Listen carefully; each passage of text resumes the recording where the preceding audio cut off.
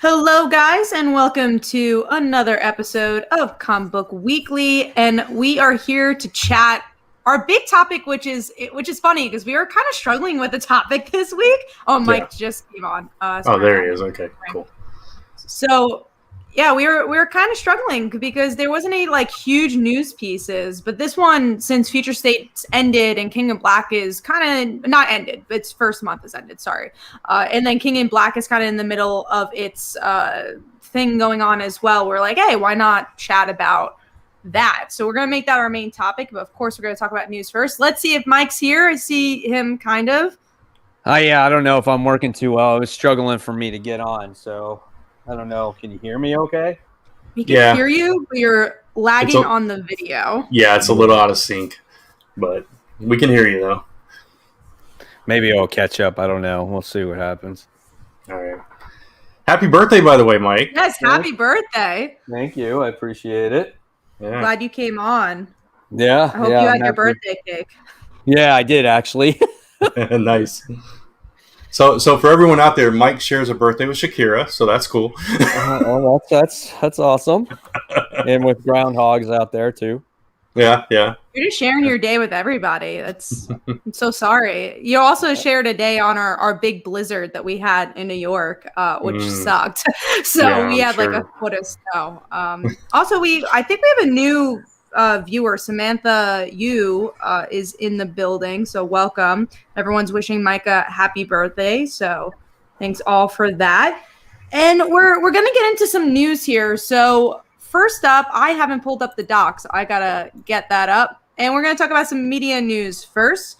And let's start talking about Sonic getting a Netflix show. And I guess we could put in together that the Legend of Zelda Netflix show is not happening. So because things got leaked, they're like, we're not going to do it. But Sonic is like, I'm here to stay. I'm getting a Netflix show. What do you guys think?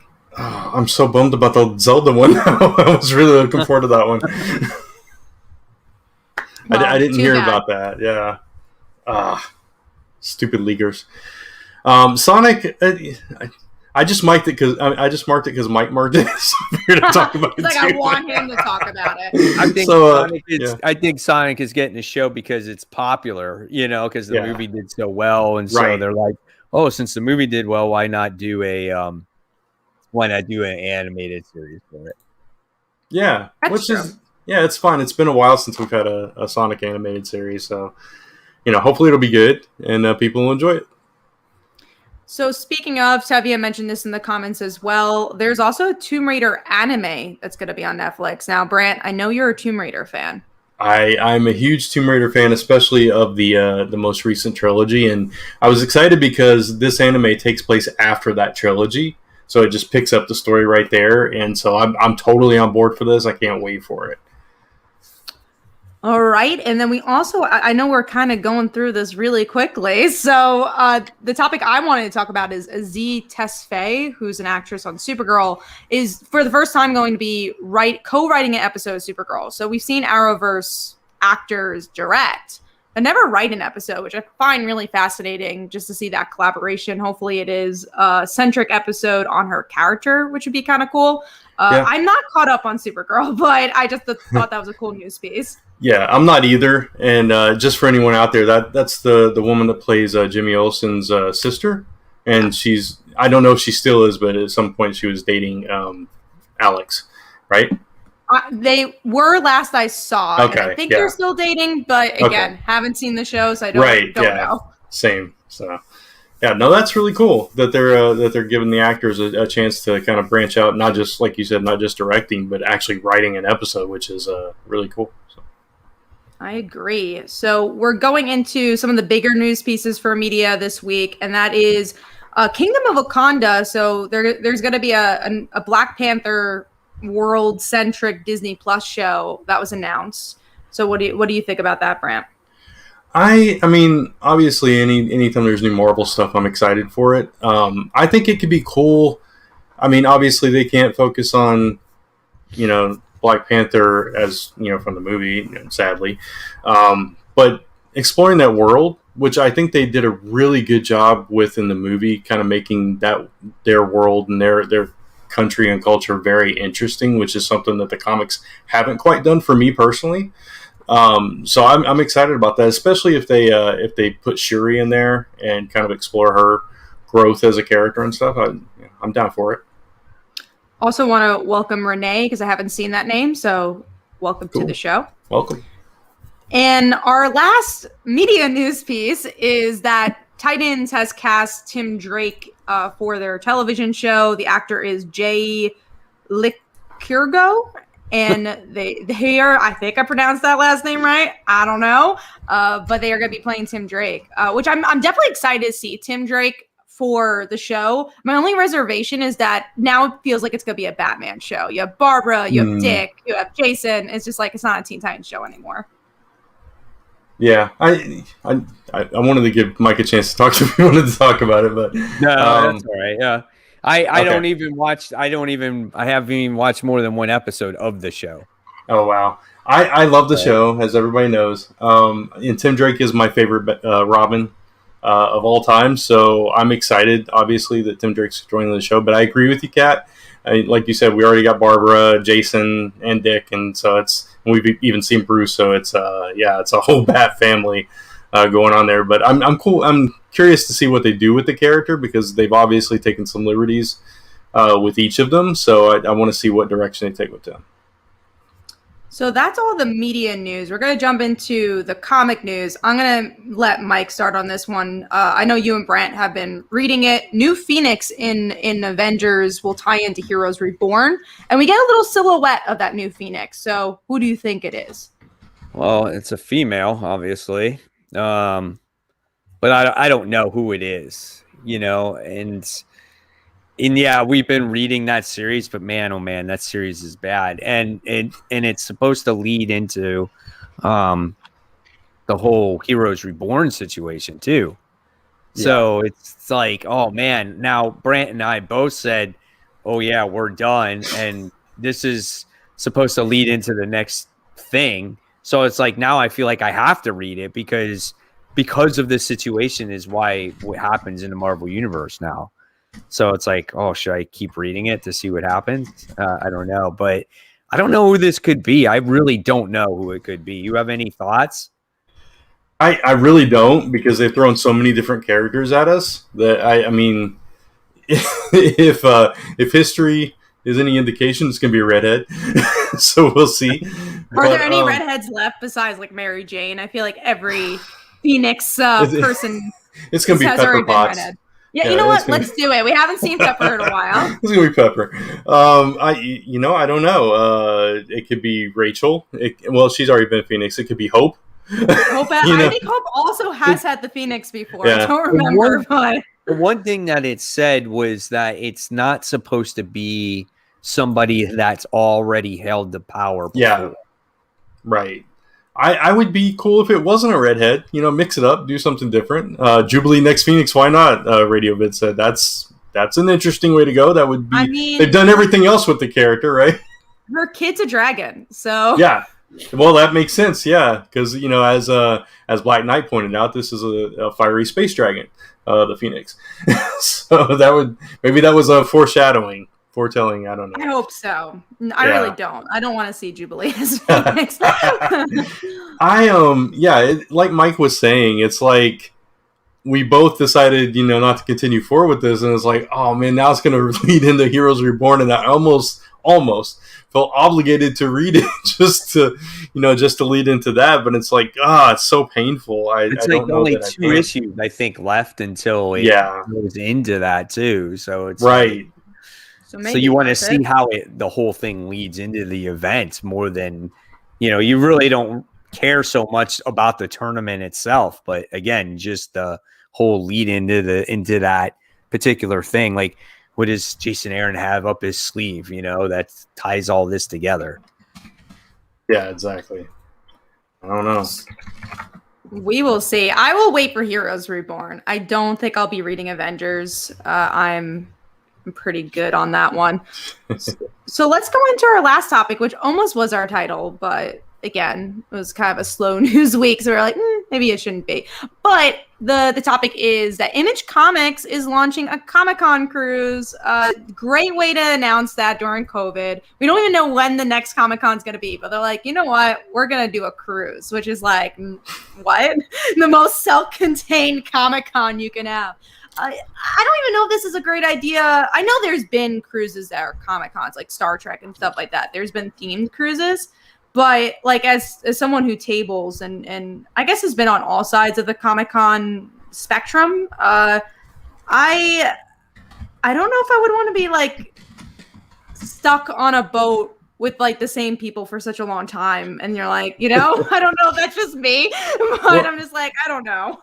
Here's my thing. It's like, I mean, in a COVID world, being in a contained place with a bunch of strangers is not my idea of a good time. But, whatever. It's the concept in and of itself is fine. If you're into cruises and you want to do your con on a cruise. Yeah. Like if you're into cruises, or maybe this is just me. Like I like cruises, but I don't want to like go to a Comic-Con on a cruise. Like I'm just like I want to enjoy a cruise without like, oh, I gotta go see this panel. I don't know. I get it because like it works for like the scheduling of a cruise, I guess, because there's like things to do on board. But also it's only Image Comics. So like how many people are you gonna get there? I don't know. It's just such a strange concept, especially now. Maybe I'd be in a different point of view if it wasn't COVID, but like I don't see this happening in a very near future. I don't even know when Comic-Cons are gonna happen, but it's gonna be like 2 years after Comic-Cons that a cruise could happen. Yeah, it's weird. I assume they would like super limit it or something. I don't know. I don't know what like the current limits are for public gatherings and that kind of thing. So it depends where, I guess. But I mean, I don't know. I think it's a dumb idea. I just don't. I think it's stupid. Like, why have it on a ship? Like, it's dumb. And then like we're dealing with COVID. And it's like cruise ships, regardless, are like the worst things to getting sick on. You hear it all the time that people get sick from them. And it's just like, you can have it anywhere. Why go all the way to water to do it? So I don't know. It's just me though. So. Yeah, I'm not a fan of that one, but we'll see if that actually ends up happening. So that is all the news, but we do have a special announcement. We have a special guest, and this has to do with the Kickstarter. So Brent or Mike, anything else you want to add before we bring this person in? Yeah. Go ahead. Go ahead, Brent. No, go Brent. No, I was just gonna say for longtime viewers, this will be a pleasant surprise for you. For new people, we'll explain it when it happens. So I just want to say before we do this. I needed to get your guys' input because we talked about it last week. If it didn't happen yet, who did you wind up voting for on the X-Men thing? I ended up voting for Boom Boom. Actually, did you? I voted for Armor, but Boom Boom was close for me. Yeah, I did go with Polaris. Oh, okay, nice. Cool. Because I was thinking about Polaris, and I was like, well, you know what? We have seen that before. Boom Boom is a younger character and relatively. So yeah, that's why I chose her. I think Polaris is gonna win, so I really wanted to go for the underdog. Yeah, I get that. I love Polaris though, so I'm cool with that. Yeah, I don't know who's gonna win because I don't know. I haven't heard like an overwhelming amount of votes of like a particular character, so I think it could be anybody. I hope we get an answer soon. I don't know if they told us when we're going to get all the votes, but I'm excited. I'm glad they did this. It's something different and fun. Yeah, it looks like our viewers voted as well. All different. Said, it was Polaris. I think the cutoff actually was today, maybe, I think. Oh, was it? Yeah, it was either today or yesterday. It was pretty recently that it cut off. Yeah. Cool. All right, so I think our guest is ready. So we're gonna bring him in. So I just revealed his gender. So that doesn't help at all. There we go. What's this? What's going on, everybody?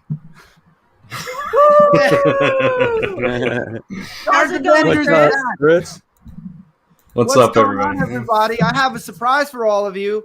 Guess who's coming back a season early?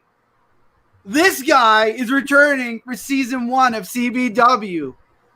Yay! Yeah. So thanks, Kevia. yeah, so that is our big announcement that Chris is rejoining the cast with season 1. So he will be involved with the Kickstarter, and we're going to add like stickers and emojis to our sticker packs and stuff like that to commemorate that. So there you go. Chris is back. I'm back. Yeah. I have a video that's going to be going live once I leave this show. I have it. It's going to be on my channel, Dark Avenger C86. It's the big surprise. I thought about this. I've wanted to come back for a while, and then I figured out that I am actually going to be fine by March. So I wanted to surprise everybody. It was supposed to be at an earlier time, but because the Kickstarter has done amazing, thanks to all of you, it's after we got funded. So yeah, we were going to announce this when we got halfway, but we got halfway day 1. So it's like, yeah, we'll wait till next week and talk about it then. So and thank you everybody that has supported the Kickstarter. That's amazing. It's doing so well. We are 103% funded right now. We were funded on day 4, and we still have 9 days to go. So it's really, really well. And if you guys have not checked it out, you can go to comicfrontline.com/CBW to find it. Yeah, and then also if you back it up, first of all, we put your name on the bottom of this scroll as you see. So if you have backed it up already, you could get your name there and let us know. Also, we do have an exclusive for our viewers. So if you back it up for $1 or anything that you back it up for, you will get from our friends over at Kinetic Identities, issue 1 for free digitally. So you guys exclusively will be the only ones who get Kinetic Identities for free. So yeah, back it up for $1. You get 10 free comic books. So I think that's a great deal. And you obviously support the podcast as well. Yeah, definitely. So any support and any shares are very welcome. But like Kat said, even $1 helps, and you get 10 free comics for doing it. So yeah. And so it runs through the 11th, which is next Thursday. Yeah, next Thursday. I had to remember what date it was. Yeah, so plenty of time to check it out. But we actually just released a brand new tier, like it was a high-level tier for like the super fan out there. If you want absolutely everything that we're offering in this campaign, and there goes Mike. Mike didn't want it. Took his place. Not a super fan. If you want everything, though, you get to be on the show, you get to pick topic, you get to produce the news, you get to sponsor episodes, all kinds of stuff. That tier is available, limited to 3. So go check that out. Yeah, and I guess before Chris goes, because he has not caught up on all his comics for this week. I was going to say that. Yeah, I'm catching up. I started last week, and the good news is I have to catch up on a couple of more Future State books and Marvel, but I will be returning my top 10 most anticipated on my channel, starting with this week's books, actually. So that's going to help motivate me to move even quicker reading my books again. Nice. So is there anything you wanted to say before you left? And that was it, really. Okay. I'm bringing back my top 10 most anticipated. This week's books, hopefully that video will drop tomorrow. Next week's books will be at the end of this week. And like I said, I'll be back in March. I'm going to catch up on all my books. I still am doing live shows on my Facebook. Hopefully soon I'll be doing them on YouTube and Facebook. But for now, if you want to check out any stuff, I'm going to be doing a live show tonight, continuing the announcement that I'm returning to Comic Book Weekly on my Facebook. It's facebook.com/Chris1450. My live shows are public, so you can check them out whether you're a friend of mine or not. But I am happy that I'm back. I'm excited. 3 more weeks, and then I'll be back on the show full time. And I'll also be rejoining the top panels as well over on comicfrontline.com. So I'm just happy that I'll be returning full time starting in March. Yeah, March 2nd will be the first episode, and so you just have to wait a few more weeks, and then we'll have the full cast. So awesome. Yeah, awesome. And thanks again, Chris, for coming on. We're super excited. We've missed you so much. It's been hard keeping the secret as well, because we knew that Chris was going to come back. So this is, something we really we're excited to announce. Yeah, absolutely. All right, everybody. Have a great rest of your show. Everybody, I'll see you all really soon. Take care. All right. Bye, Chris. Bye, Chris. Hopefully we get Mike back, too. I don't know. He probably got booted when Chris came on. It just took a minute. That and also his camera was lagging a little bit. So, yeah, that's true. I don't want to talk about the big topic until he comes back. So we could do under the radar until something we're going to do is the big topic and then our big books, but we could do under the radar. And if you guys have any questions, Q&A stuff, maybe we can answer that as we do under the radar. Sure. All right. So let me find my banner. Pull it up. Yeah. Sorry. I'm behind. I'm not on my cues tonight. There we go. No, you're not on your A game. Is this Kickstarter money going to Mike's Wi-Fi? You know, we can only hope. That honestly, if we made enough over, we were talking about upgrades and equipment and that kind of thing. So maybe. I will also say, like, first of all, we're already funded, but it will end up helping the editing. So our editor will take out the parts where Mike is lost, and we're talking about him being lost. So that will help. So if you want to listen to the audio version, it's going to be a cleaner version. We've already been funded for that, so that's something that's already been happening. But if we get more money, we can make the podcast even better and get you guys stuff. I know one thing we definitely want to do is at least on a digital form. I don't know if we do it physically again, but give stuff away again, especially now that we have our audio version exchanged for iTunes reviews. So get ready to review us on iTunes because we're going to need that. Absolutely. So we definitely want to give back to you guys as well. And we hope we gave you guys a lot of nice tiers to give back to you as well. Yeah. So, all right. So under the radar. Yeah, let's get into it. You want to go first, Brant? Yeah, sure. All right, so mine is An Unkindness of Ravens, number 5. This is actually the last issue of the series. A little sad that it ended, but I checked out Dan Panosian's Twitter, and he's hoping that they'll be able to tell more stories because it does leave it open-ended.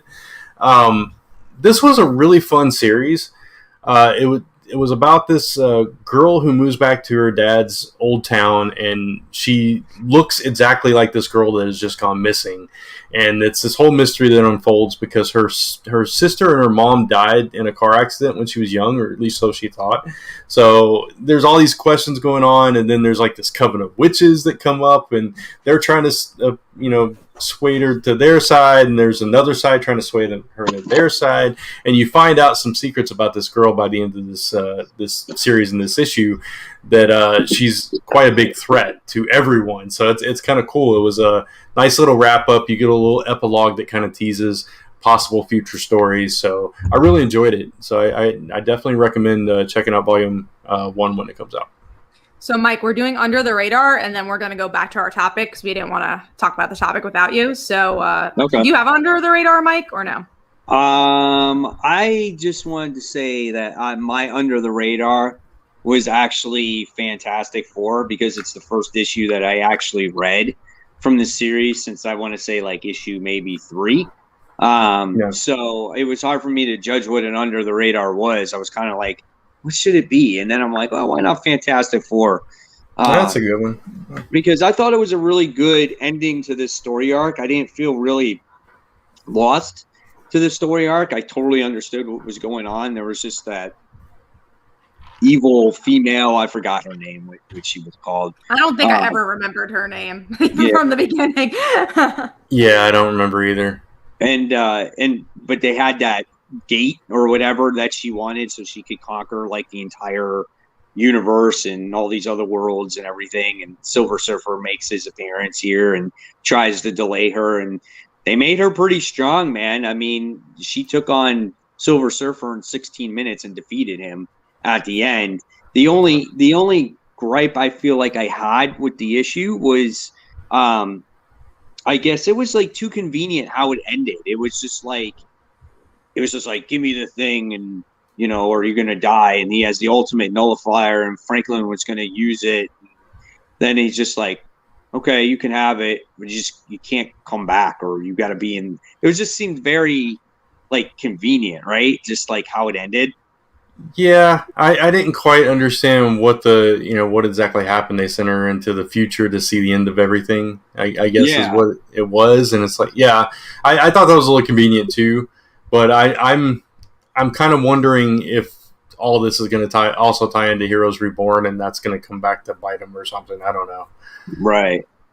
I also felt like this issue is so crowded. I haven't liked this arc that much, just because what I like about Fantastic Four is when they ground it and when it has to do with like they're at Yancey Street and they're doing their whatever stuff on Earth. So when you throw in 20 different things in this issue, it's like, okay, because I feel like Dan Slott he writes better when it's just a few things going on, even from the art. It must be something in the script, because every artist, it's always looks like there's 20 things going on in one panel. I'm like, okay, what do I focus on? So it was a little hard for me to get into this arc in particular. I liked my favorite part of the issue was what ended up in my panels, which was each of the members of the Fantastic Four, except for the Human Torch, were going through like their own personal torture struggle, because they were reliving their end or their demise over and over again. And Reed's was the thing killing him, and you find out that Reed's possibly done something really bad to Ben that we may find out in the future. And I thought that was really interesting, and I kind of want to know what it is. Right, yeah. So that was that. I liked it. Again, I thought the ending was just a little bit confusing, so I wasn't sure if I missed something. I was just like, it took you all this time to figure out how to get rid of her. You could have come up with that, a lot sooner. He was just even more issues than that. It wasn't even this issue. It was like 3 other issues that they had to figure it out. You're right. And Sue was just like, Reed, come up with something smart. And he's like, okay, well, this is what you're going to do. Yeah. He just disappears. Yeah. It seems like I agree. He's so smart. He should have come up with a better idea sooner instead of, hey, let's use the ultimate nullifier and kill the Silver Surfer.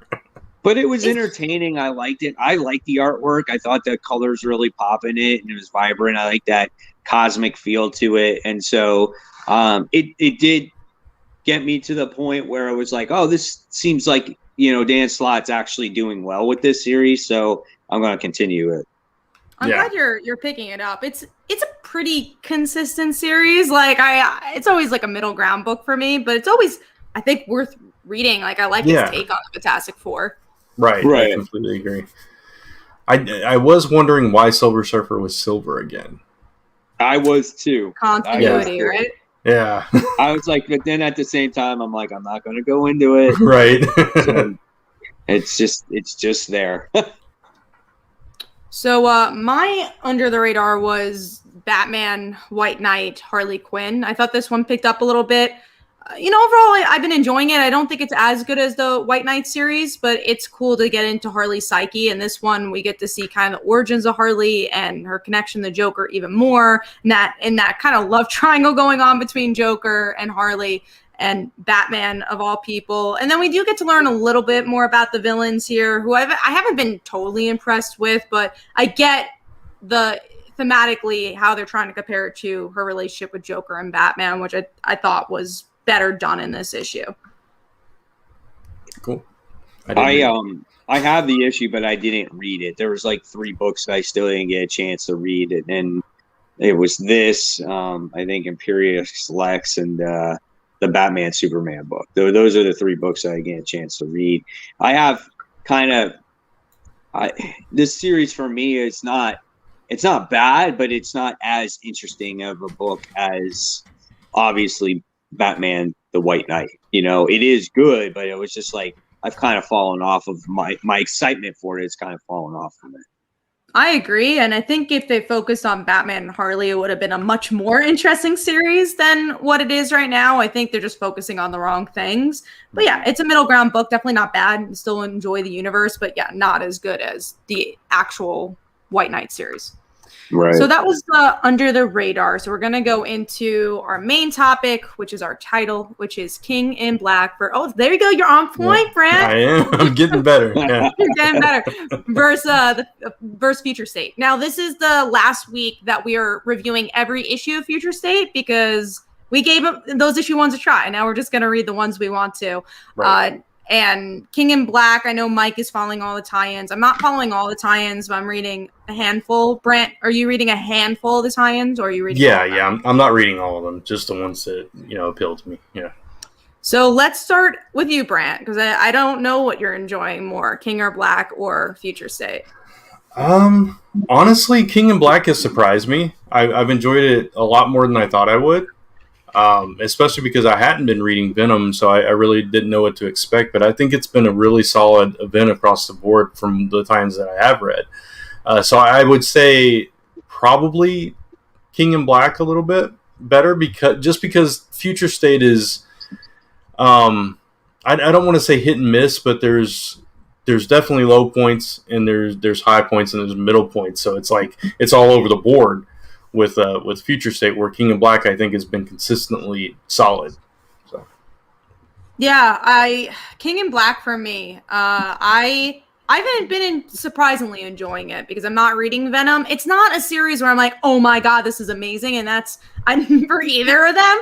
But I've enjoyed it. And I can't say the same thing for Future State. There's very few things I enjoy about it, and I think it's very inconsistent. I don't really know why I hate saying this. I don't really know why it exists. I don't know, how it fits into everything. King and Black, at least, like, okay, you get how it's tying into the Marvel Universe. Not perfectly, because you're like, some of the tie-ins, like, did it necessarily have to tie into that?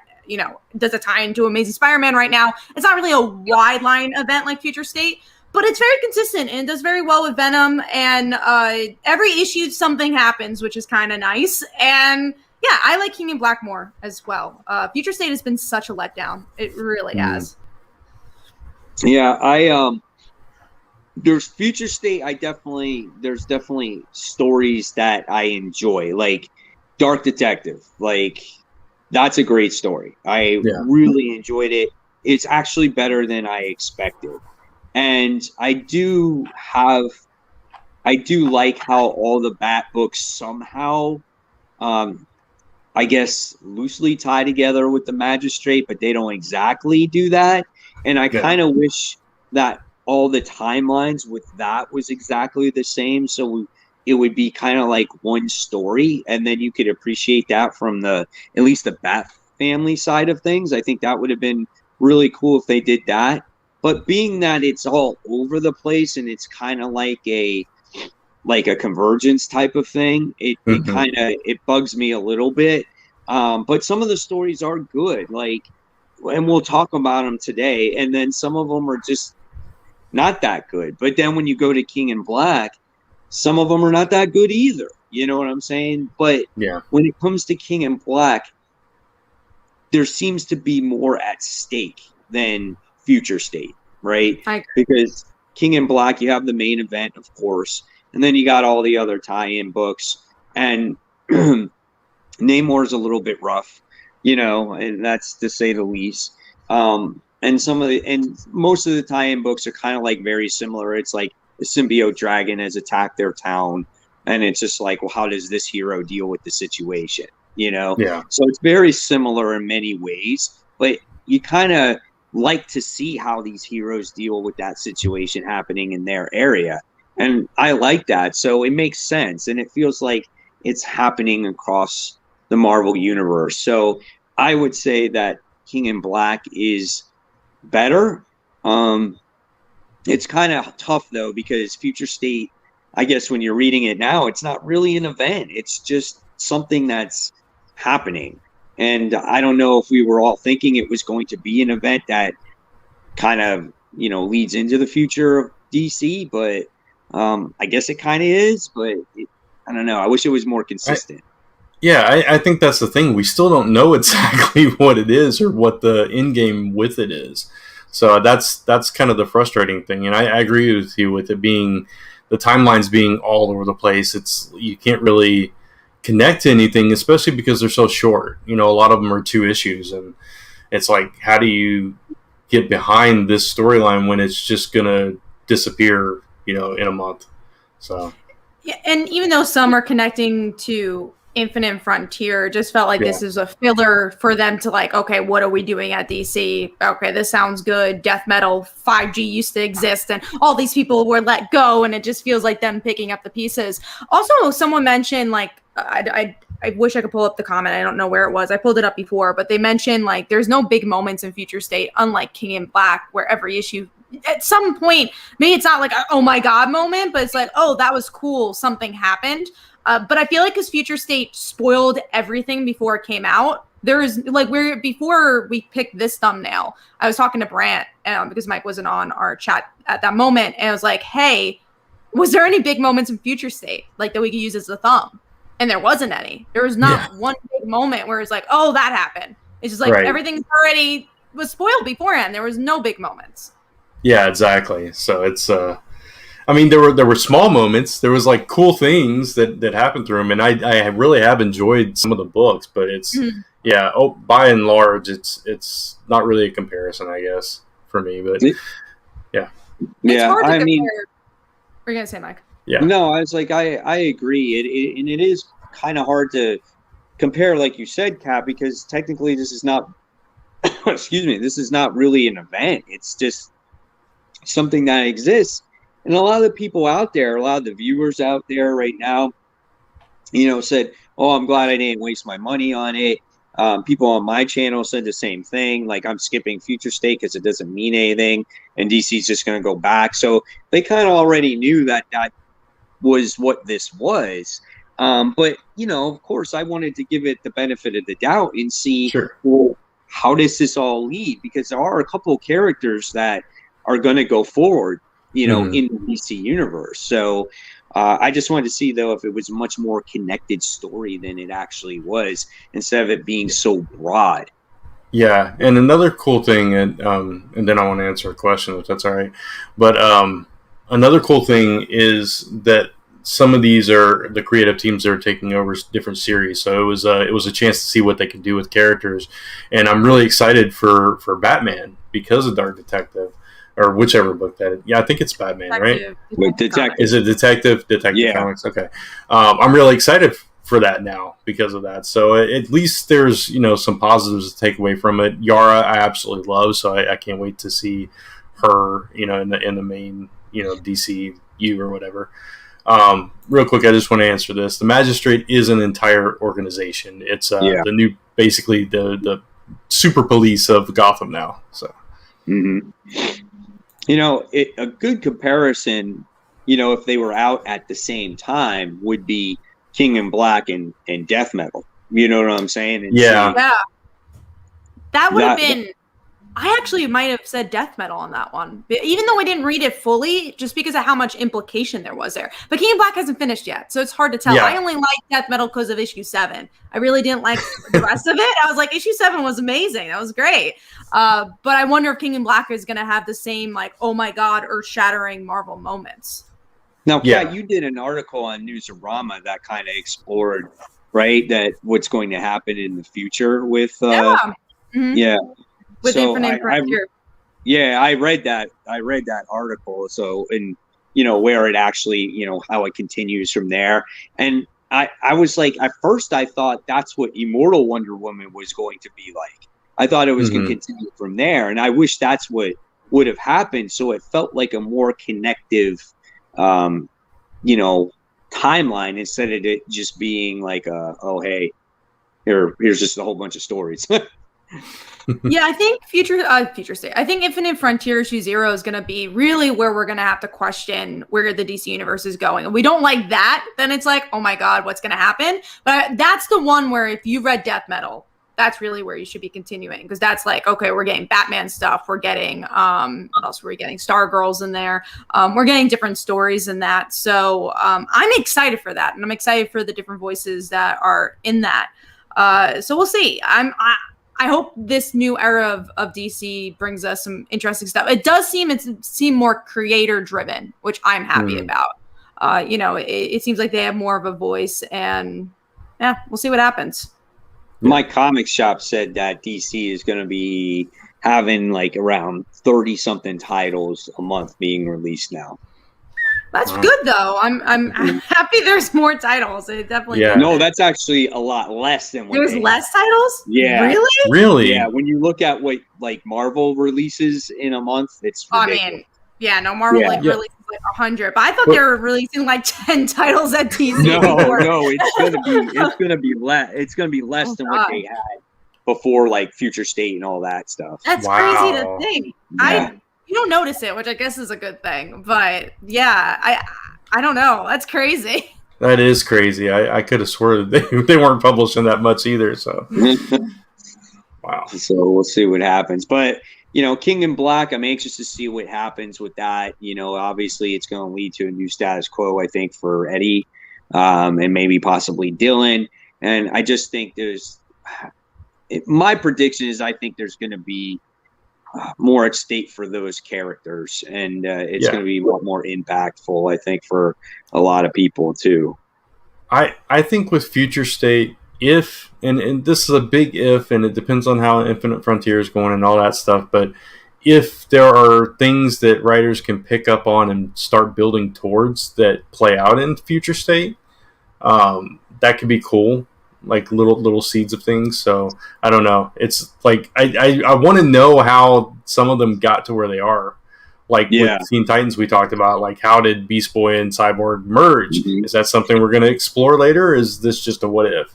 You know? See, now that's what I would like to see. Like if they do Teen Titans Academy, or they're doing Titans Academy, like, do those stories take place and get to the point to where we're at right now? I think so. I would love to see that. Yeah, same. And maybe that's when you would, like, read back on those Future State books, be like, oh, okay, now that connects. That makes so much more sense. And I mean, like, oh, sorry. And then would you like to see, like, a book like Dark Detective? Like, so we have no more Batman Beyond right now, right?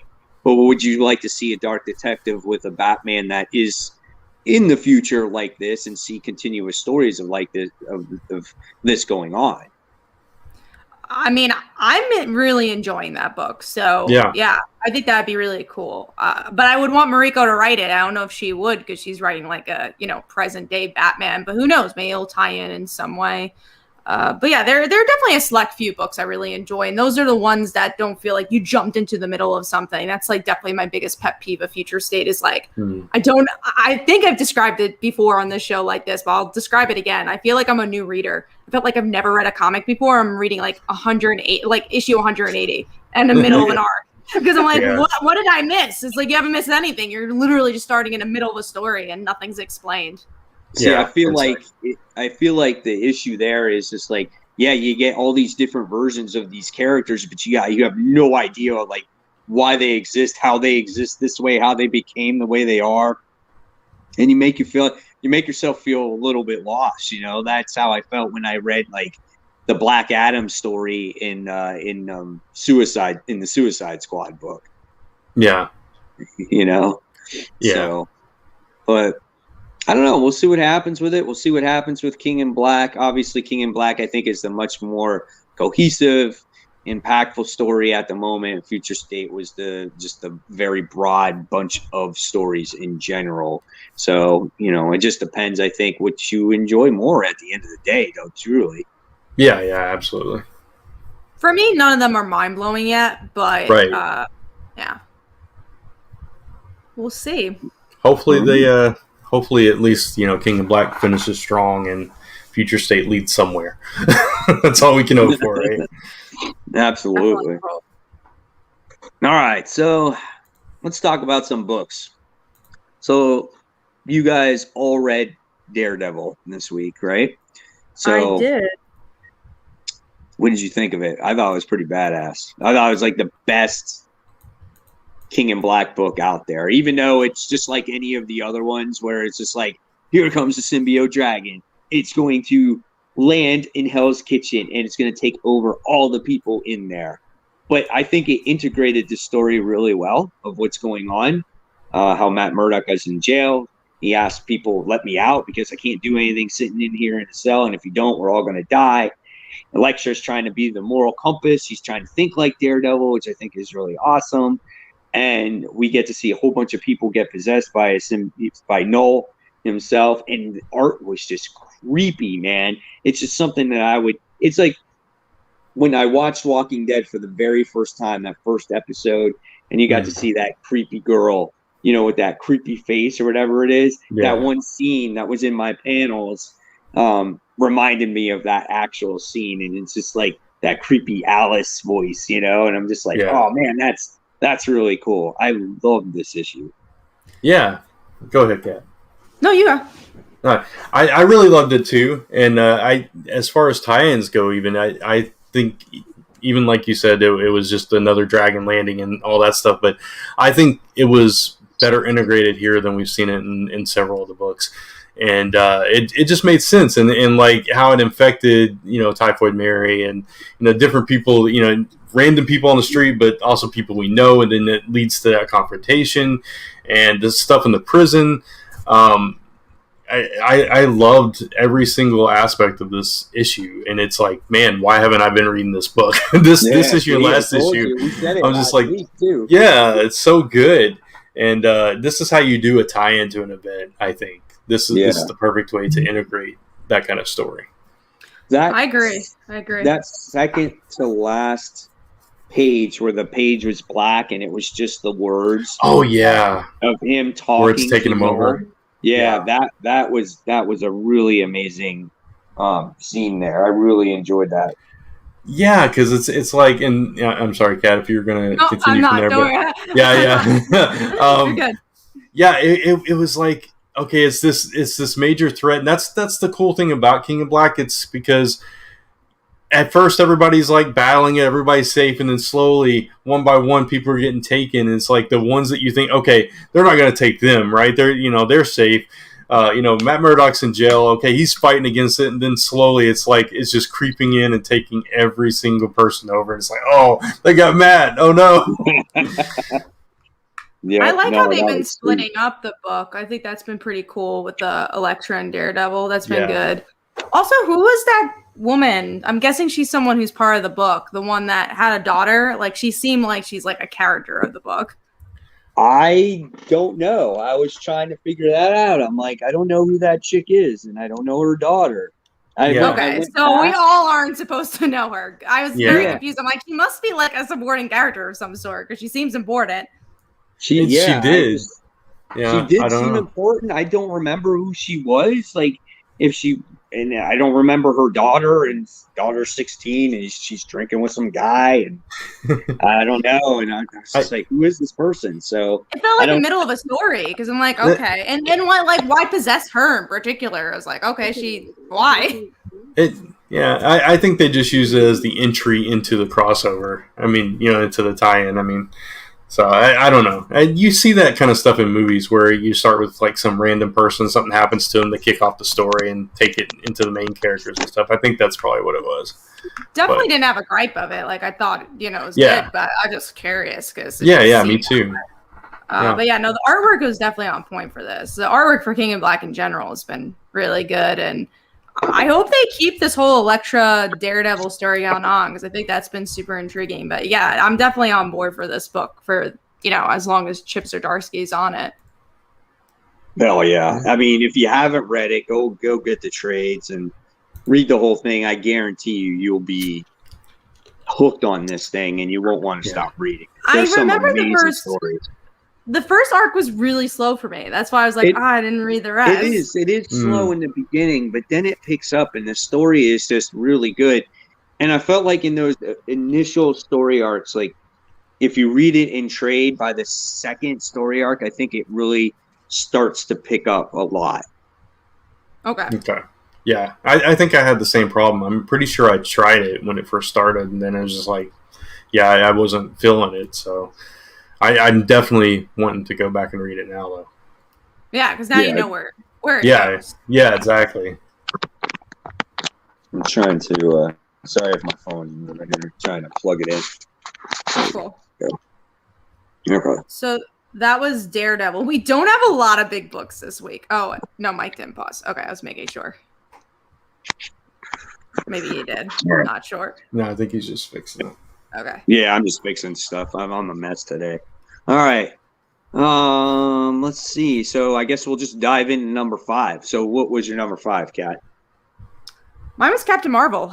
This is definitely my favorite of this arc thus far. I'm glad they finally explained the kind of the Namor backstory because I really didn't care about them. And I was like, oh, he killed Namor, which I even felt a little bad about. Like, even I hate Namor, and I love seeing him die. But I was like, like, that kind of sucked. And then I really liked Enchantress's role here. I thought there was a lot of big moments. Like, what we're comparing to Future State, where you're like, oh, everything was spoiled. Here's like, oh, man, look at that cliffhanger. There's some good moments between, like, Thor's daughter. I just thought it moved really well, and I kind of wish we got this issue earlier on in the arc so we could have cared for the rest of it.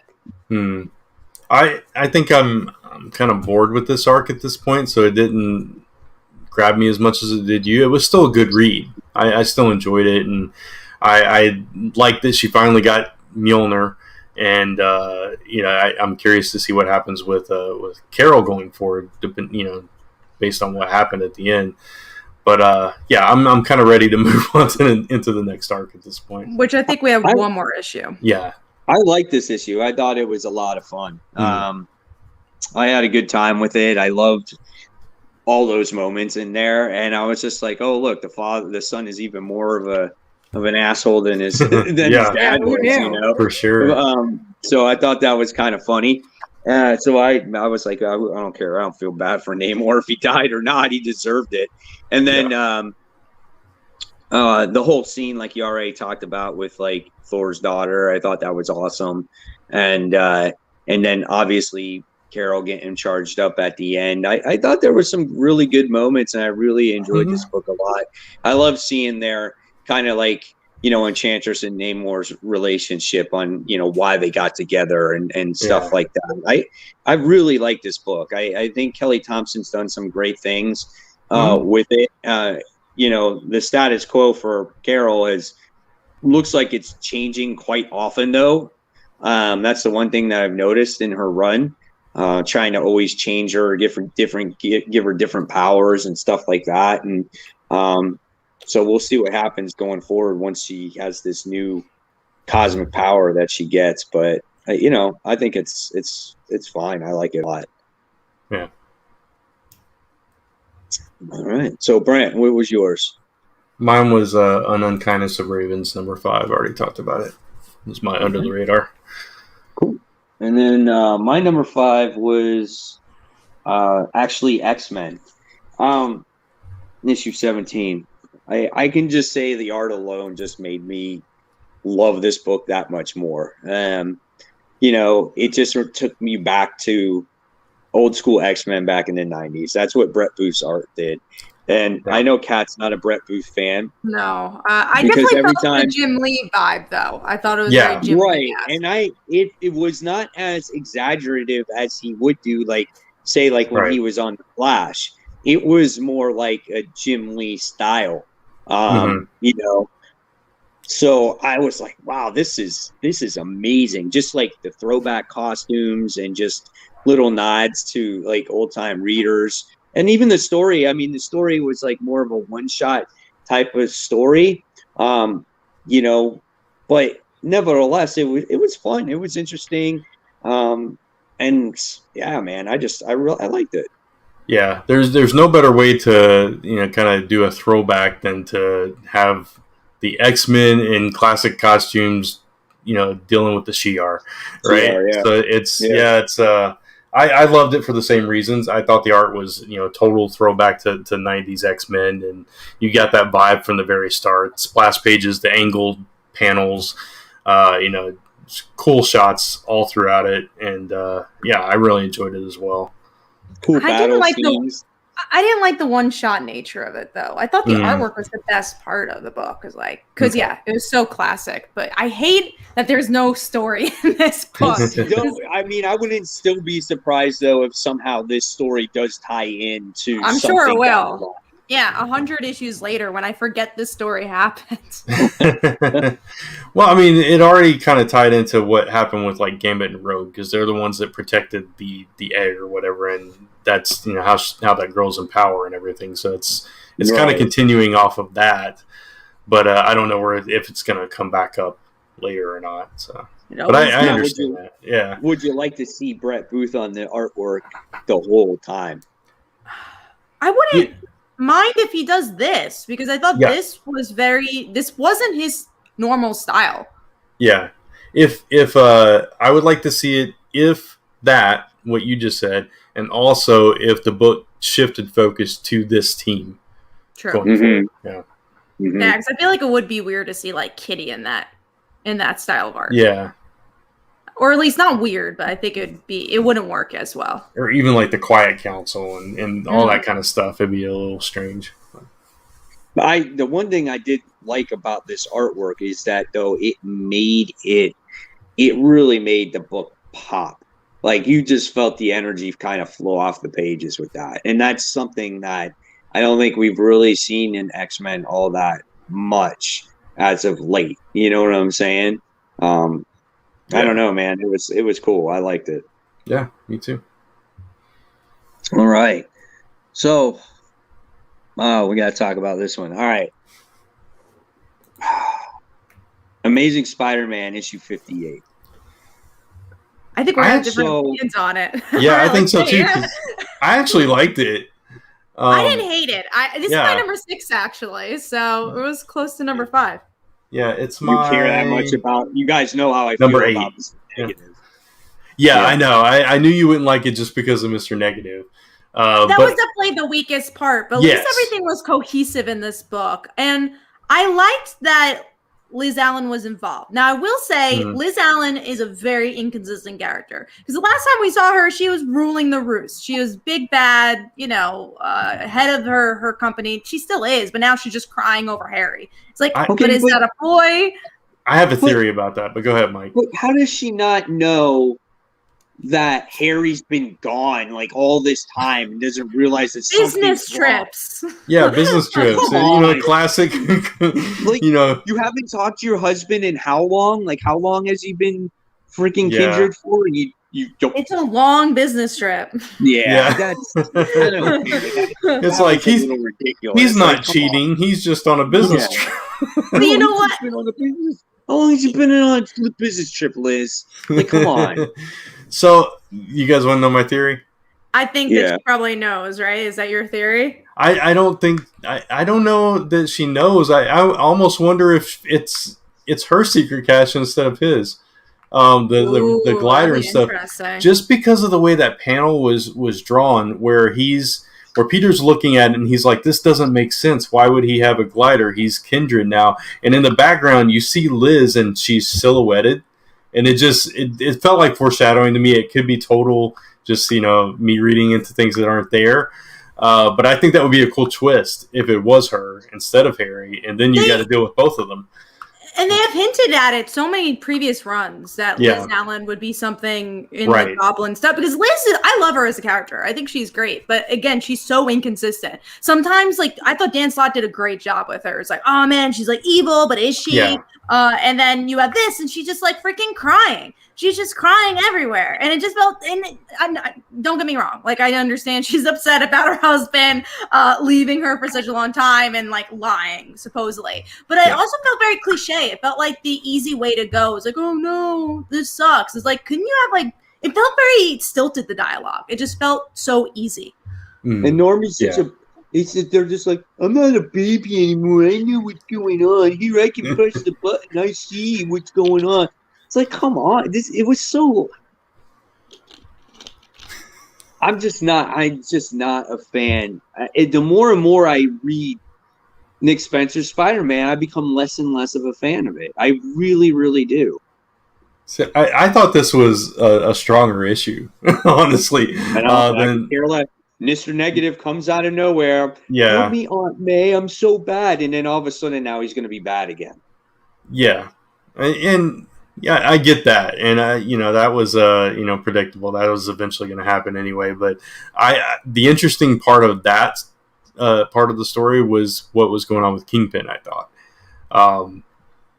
And how, they know his deepest, darkest desires, that kind of thing. So. I mean, if we know Kingpin, it's always about his wife, so it's just him talking about her. Yeah. But yeah, no, I didn't love this issue, but I thought it was better than what we've been getting, and at least something freaking happened in this issue. I'm like, okay, progression of some sort. Right. Yeah, exactly. How long is Kindred going to be in that? As long as it took us to find out who he was. Yeah, I would say about another 25 issues. I also don't get how he's talking. Don't quite get it, or why he's talking. I don't know, man. I hate Kindred. I really hate this story for the most part. Come on, Liz Allen. Just do something. You're introduced now. MJ's gone. What happened to her? Did she just like stay at home or something? What happened? She had to do a press junket, you know. She had to travel. That's true. She's got to travel promote that movie. The movie that literally never finished because that book never finished. Yeah. We'll never know. No. It's, you know, COVID killed it, you know, no more. Understandable. You know what? I get that. I hope that's how it ends. We're getting close to the new suit that's going to last like 2 issues because based off of the solicits, maybe in April, it's only going to be like a story arc or something because all the covers are showing his regular suit. That's so stupid. Oh, whatever. We'll see what happens. So disappointing. I want Donny Cates to take over Spider-Man. Let's do that. I hope so too. That would be good. Yeah. All right. So let's move on to our number 4 then. So Brent, what's your number 4? Mine is X-Men. Nice. All right, Kat. Mine is Harley Quinn. We already talked about it. All right, and mine is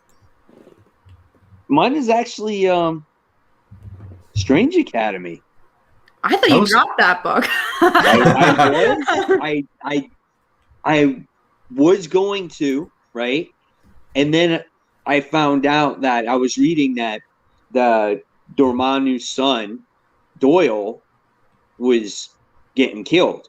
Mm-hmm. And he wound up getting killed in the very next issue.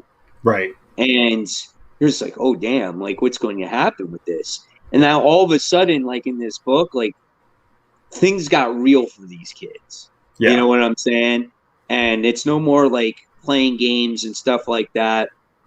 And we wind up getting the main character. Oh my God, what's her name? I forgot her name. Emily, right? Emily, yeah. Emily Bright. We wind up finding out that like somehow she can like absorb powers because I guess she went to go kiss him at one point or whatever, something like that. And she absorbed his powers and it kind of like, I guess just I don't know, she siphoned them and they just like stuck in her or whatever it was. I don't know. It was weird. But just when you thought that the character was dead, of course he comes back, but she's trying to say goodbye to him one last time and she cries. And when she cried, her tear hit him and lit him back on fire again and he came back to life. Yeah. So it's quite interesting there. So I was like, oh man, this is intense. So, and now it looks like they're going to be going on a mission in space to get these particular rings or whatever it is. But the story was very emotional and, and Doctor Strange having to make a tough choice because there was a couple kids that were going to live or to die. And so being that it was Dormammu's son, he didn't want to try to help him. And so there was a very emotional between those two characters there. So it's really good. Yeah. And you also got the feeling that Emily's very important for some reason and not just, her powers. There's something deeper there and why he had to help her. It's, she's like integral to something. So yeah, I like that and the emotional stuff with her, crying over Doyle and, him being gone. And then somehow she brings him back and it's like, whoa, okay, she can do that. It was really cool. It's a good series. Yeah, it's picked up now. Now that I'm glad. Like there was that one issue when they're dealing with those swamp people, and I'm like, yeah. After I dropped it. Yeah, I didn't like that issue either. Yeah, that was my breaking point. But then I was just like, let's just go one more, because I so badly want to like this series, and I'm happy now that I stuck with it because now it's much better. Yeah, I agree.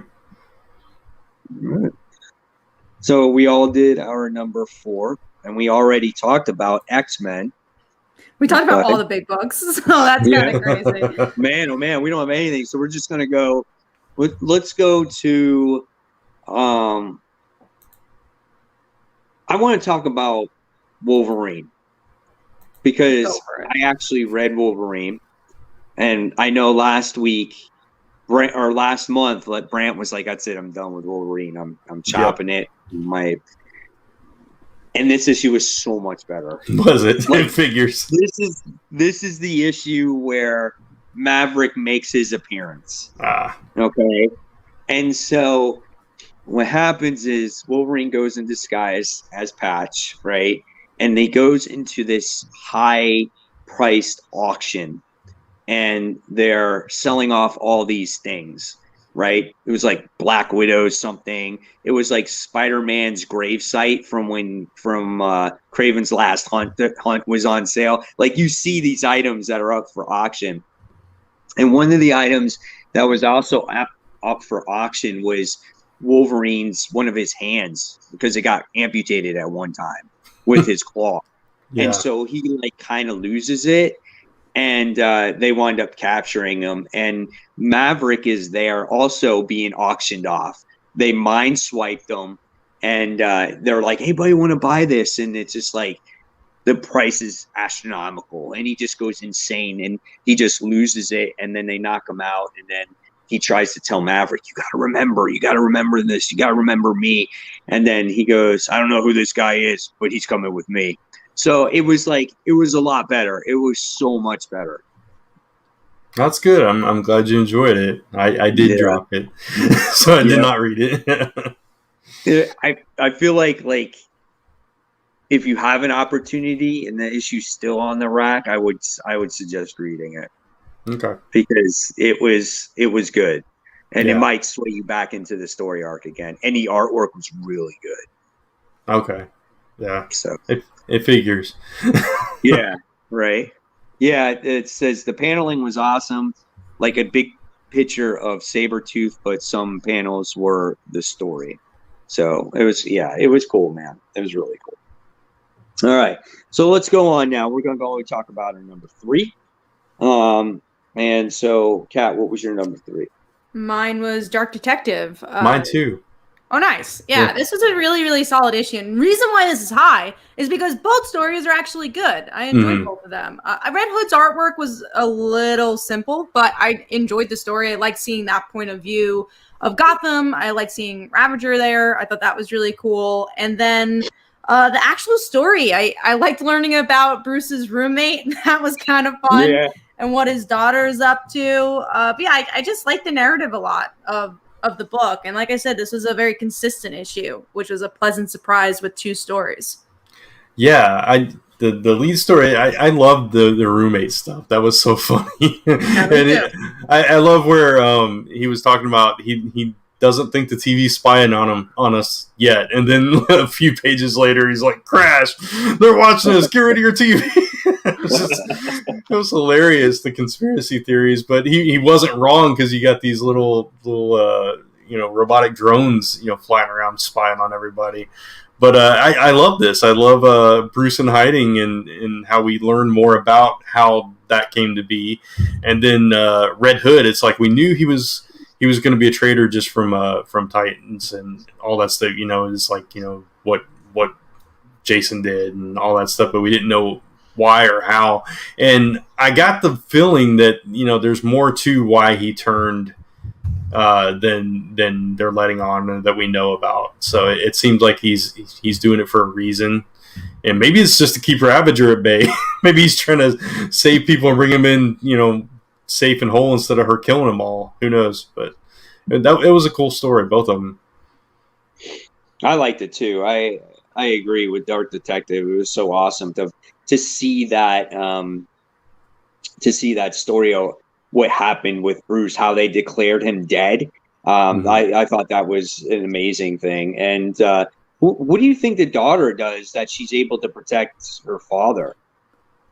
I don't know. Maybe she works for the magistrate, right? Yeah, maybe. That'd be kind of interesting. I feel like there's a bigger story there for sure. Yeah. Because of that was like the only reason why that house still is under lock and key. Mm-hmm. Like, it doesn't have, a scan card or anything like that. And, but nevertheless, like you guys had already said, the issue, that first story was really good. I enjoyed the Red Hood story as well. But Dark Detective is what shines in Future State by far. Mm-hmm. For sure. So, good book. Really good issue. All right. So, Brant, what was yours? Mine was also Dark Detective.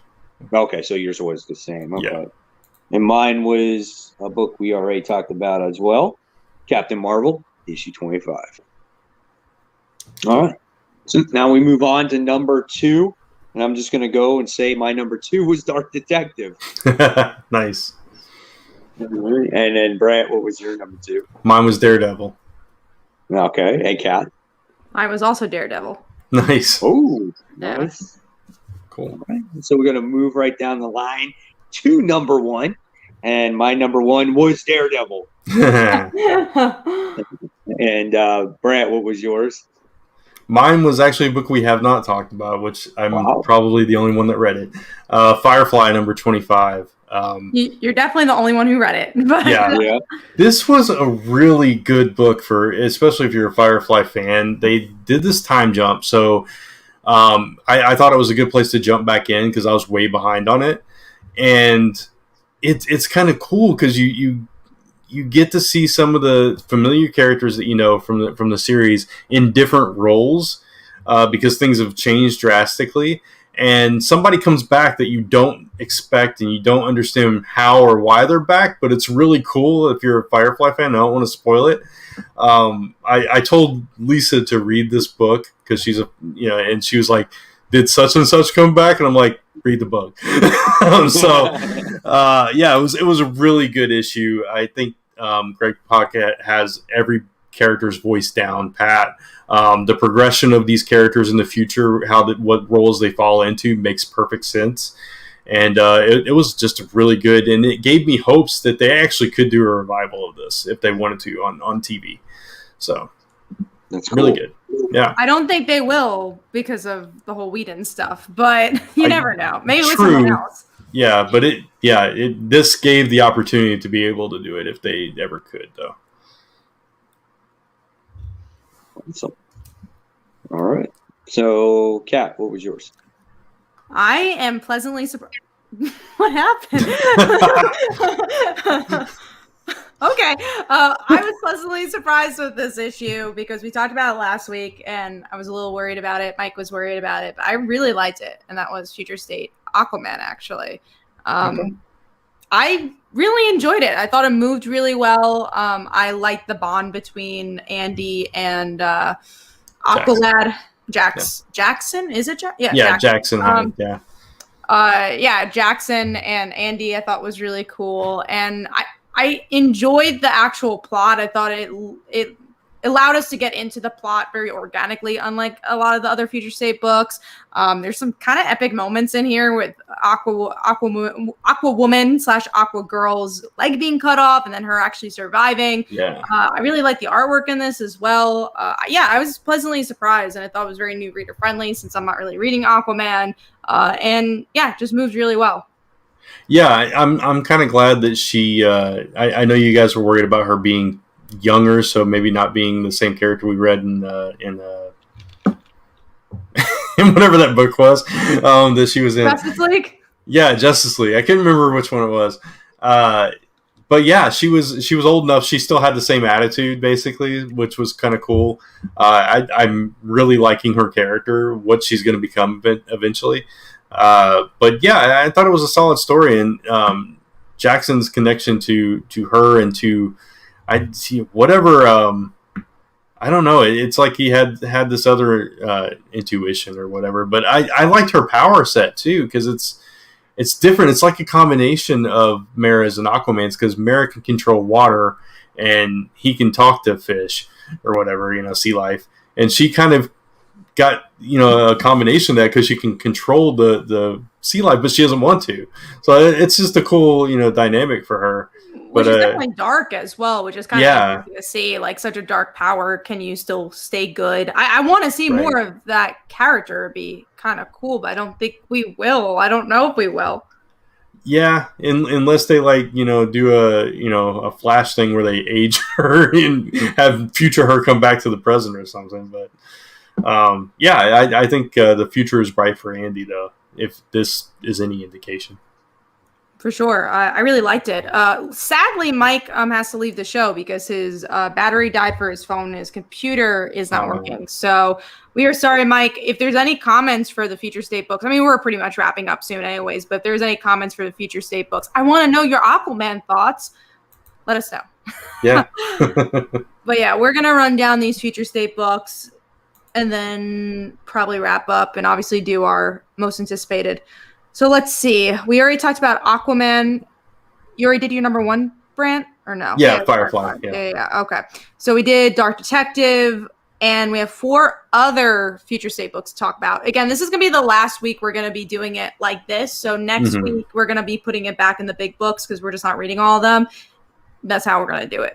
Right. But we wanted to at least test it out. But yeah, let's talk about Legion of Superheroes. This was the worst Future State book for me. Really? Next to worst for me. Okay. Swamp Thing still your worst? I really didn't like Superman versus Imperious Lex either. But yeah, Swamp Thing's down there too. I really did. I just don't like Swamp Thing, I guess. But yeah, this was pretty bad too. For one, I didn't like the art in this book at all. And I still couldn't get into the characters, and I didn't like what happened to them because I did enjoy like the first arc of the current Legion of Superheroes book before this. You were actually reading it, yeah. Yeah. So I was enjoying that, and I liked where they were taking it. And now they've taken like one of the characters I actually enjoyed in that book and made him kind of a villain.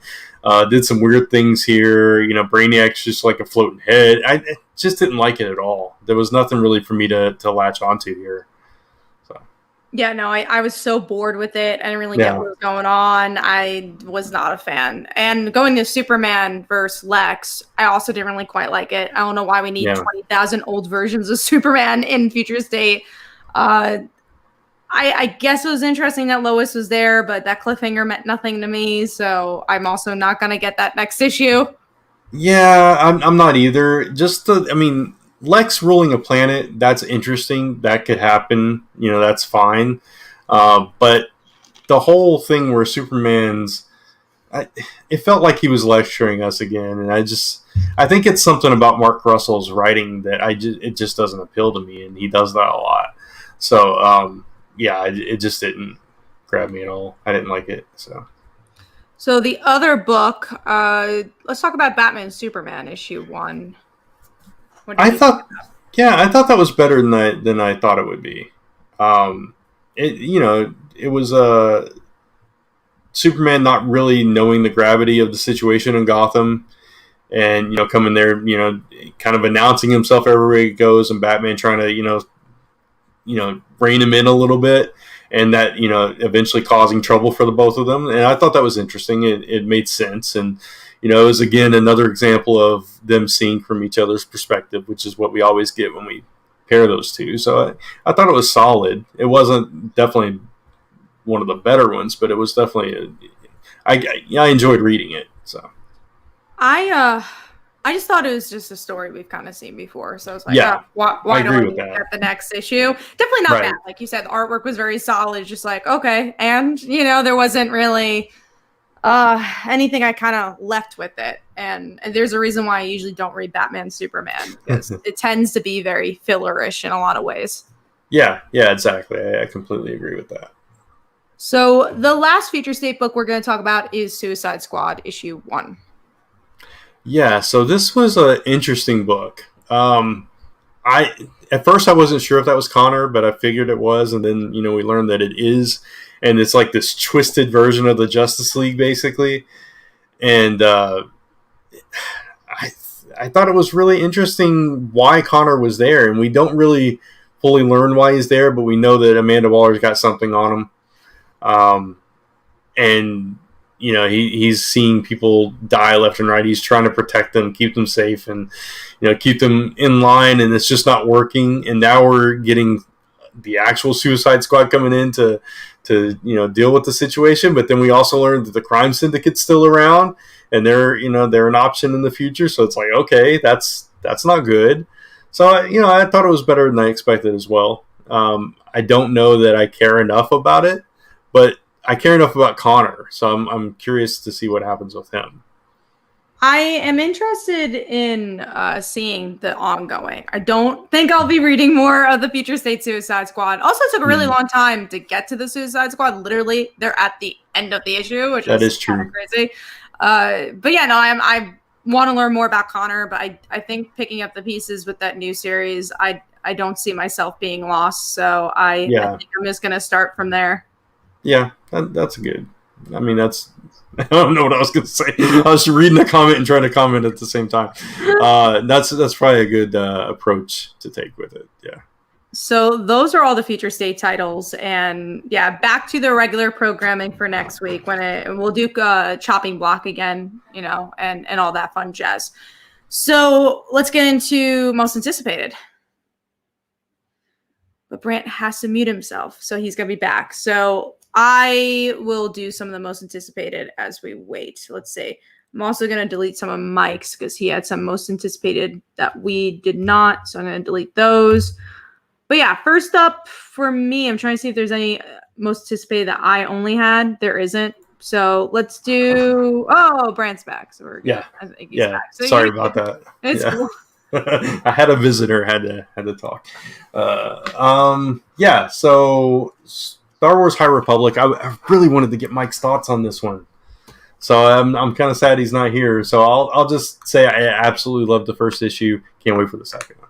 Okay, you'll definitely not be getting my thoughts on that. Yeah, exactly.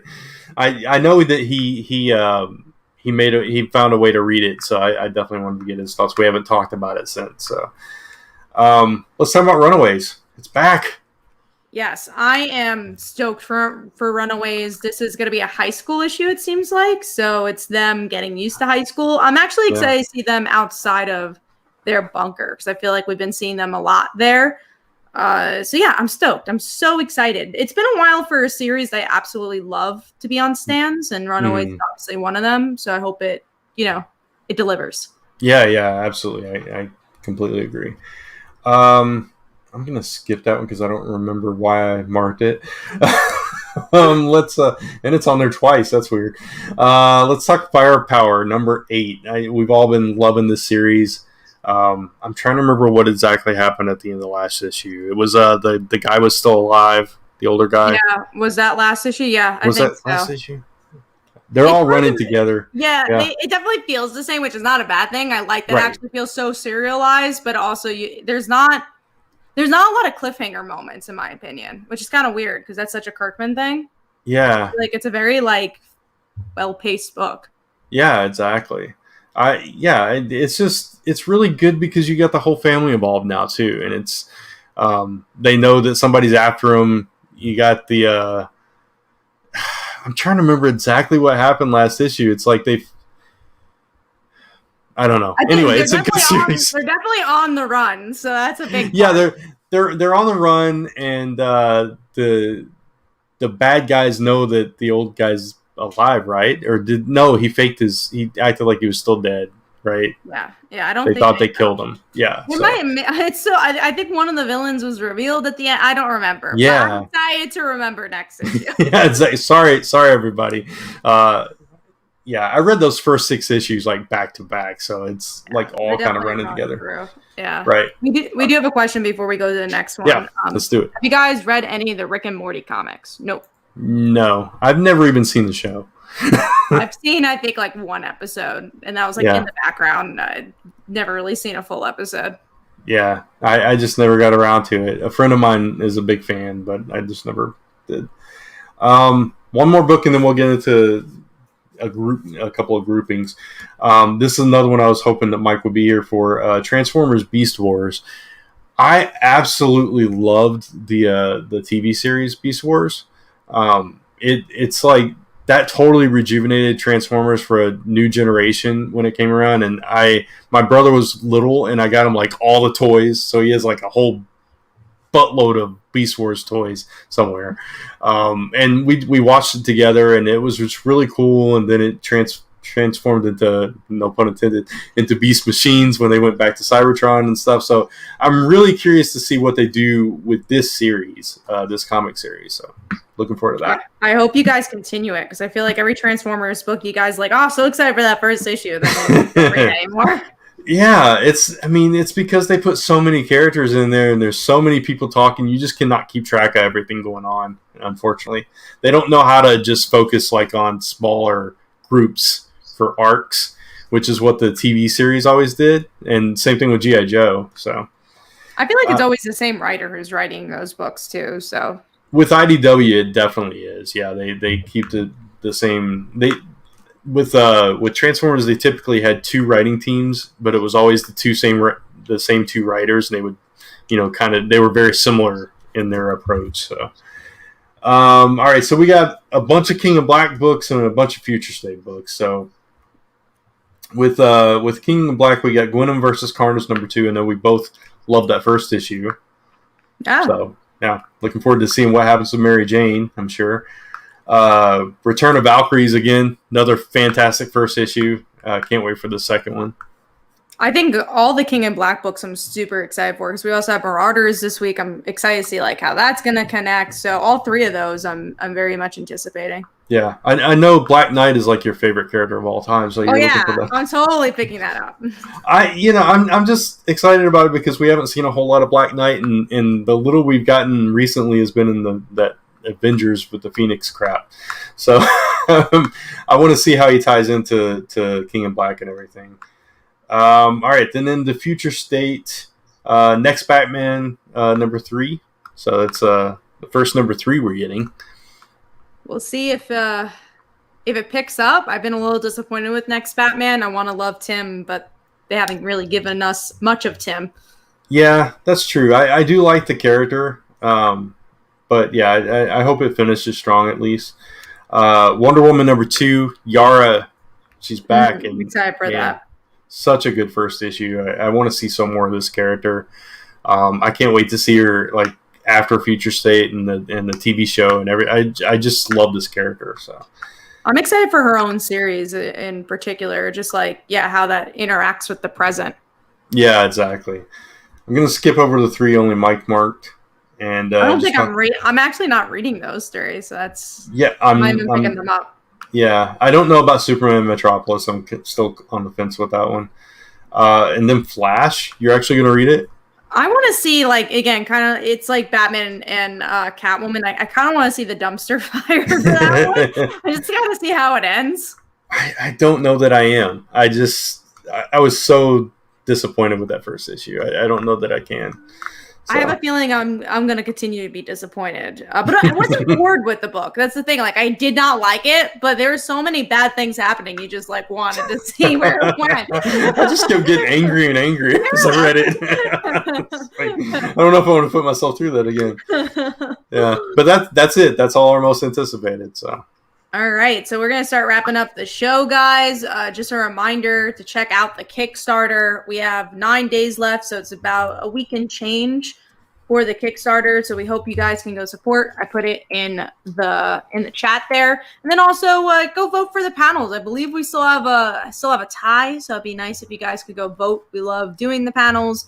We love hearing your thoughts. So go check that out. And then for me, just best comics of the week tomorrow. Other than that, I think nothing out of the ordinary for us. So for me. Yeah. Nothing for me, just a Kickstarter. We do have another new reward tier dropping tomorrow. So check that out. And just keep spreading the word, support it if you can. If not, share it on your social. We appreciate any and all support for it. Yeah, and thank you guys. And one last happy birthday to Mike, even though he's not here, but we will still wish him a happy birthday. I'm glad we got to catch him a little bit before his phone died. But thanks guys. And Chris will be back in a couple of weeks too. So I'm really excited for that as well. Yeah, if you guys tune in late or missed the middle of the show, Chris is back. He's joining us starting in March. So. Cool. And we got all those banners, so definitely go subscribe, ring the bell, have our social media, and then, of course, give us a like. It really does help the algorithm for more people to watch us. Yeah. And we'll see you next week for another new live episode. Bye, everybody.